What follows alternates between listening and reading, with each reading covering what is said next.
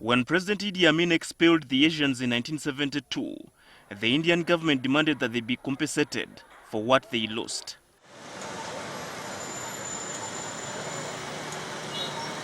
After his overthrow, Uganda, with the help of the British High Commission, effected the compensation. Some returned and repossessed their assets. Government set up the departed Asians Property Custodian Board to look into these assets in Kampala, Jinja, Mbale, Masaka, Mbarara, among other areas. Now evidence before the Parliament's Committee on Commissions, Statutory Authorities and State Enterprises, including the Auditor General's report, has implicated senior government officials and businessmen in the illegal repossession of these assets. The Executive Secretary of the Custodian Board, George William Bizibu, confirmed that 3,000 assets have been taken.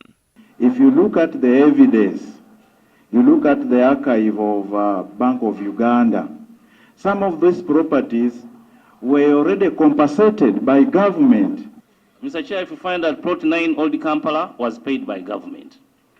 And we want to know in which criteria that one person like Mohammed Albai has almost 100 properties. Honorable Chair and members, all what you are raising is correct. Bizibu told the committee that Uganda has lost over $500 billion, approximately 1.8 trillion shillings, in ground rent and to people who have sold off these assets. Do you agree with this committee that there was a lot of fraud in handling the departed Asians' properties? Very much so, Honorable. Do you further agree with this committee that some of the inventories were played around or tampered with? Very much so.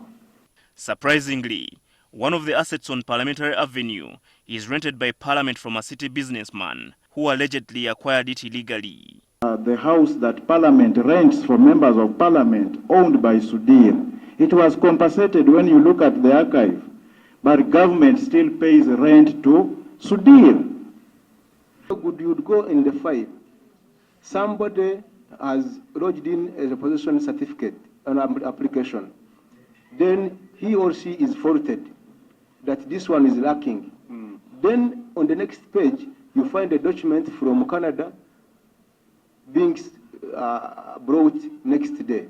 Then I wondered, asked myself, how can somebody travel from Uganda to Canada to collect a record, to collect a document within 1 day? All this has happened despite the guidance in 1997 by the then Minister for Constitutional Affairs and the Attorney General, Bart Katurebe, that government was the rightful owner of these assets. A select committee has now been constituted and it will be headed by Ibrahim Kasozi, the MP for Machinde East. It will report on this matter within a space of 2 months. Herbert Ziwa, NTV, here at Parliament.